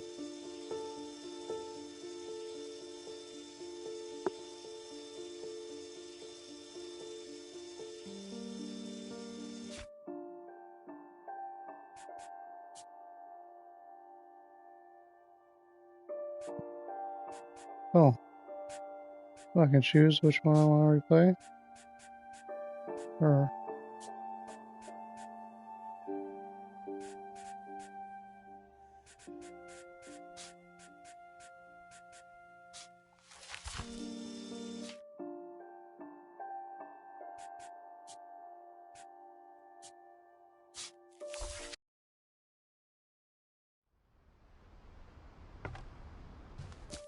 oh, okay.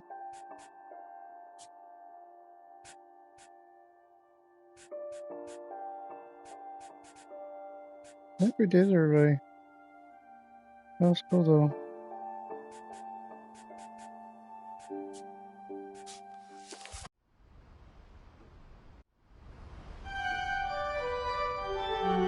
Let's do the intro real quick because I think you guys missed this.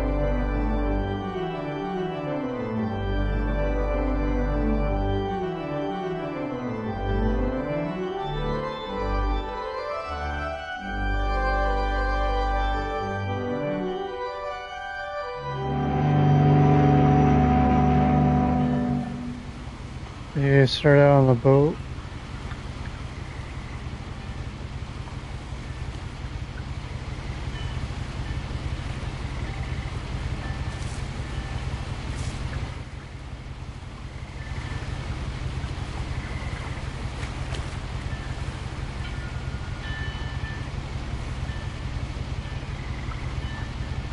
I think the longer you sit here, the more the name goes away.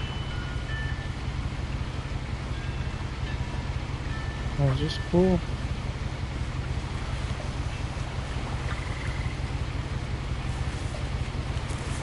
A lot of this isn't going to make sense to you, and I'm sorry about that. I'm just going to start at the beginning, with the house.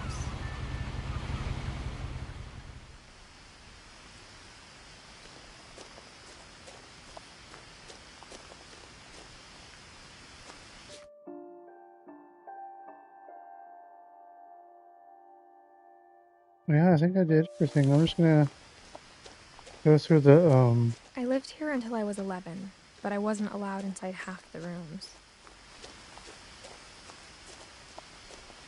This game is just so cool.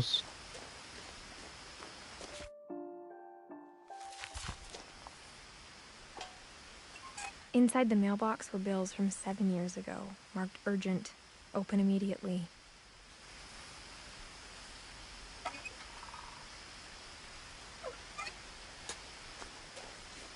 I hadn't been back since my brother Lewis's funeral.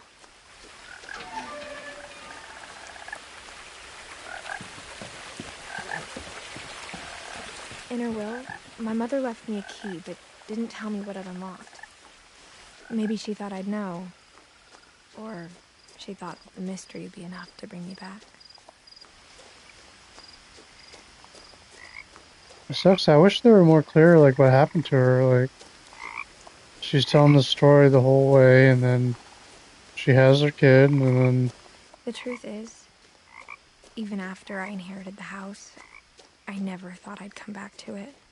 I'm assuming she But now I died. had questions about my family that only the house knew the answers to. During childbirth or something. The woods around the house have always been uncomfortably silent. As if they're about to say something, but never do.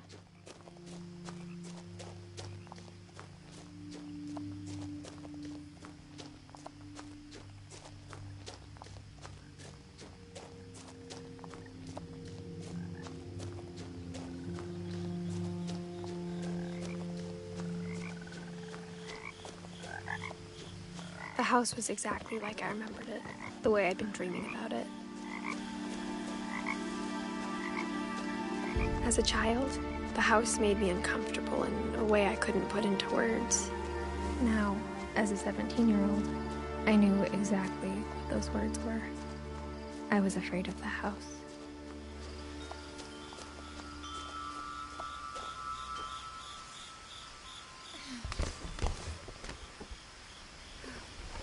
Crawling through the doggy door used to be a lot easier when I was 11.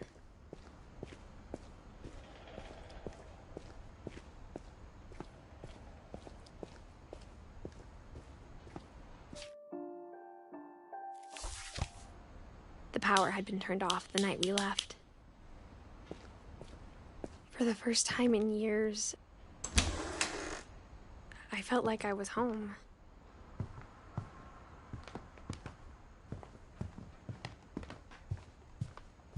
The table was still a wreck from the night we left.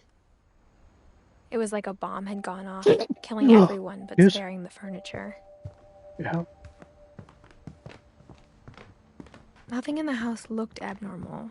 There was just too much of it, like a smile with too many teeth. We'll see if I can get that key now.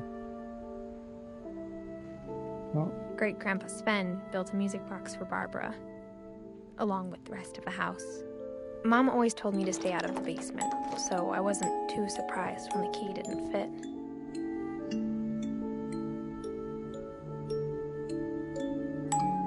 This is not gonna let me get the key until we get later to the game. Oh, let's try it. Yep, doesn't let you do it. Okay, good to know.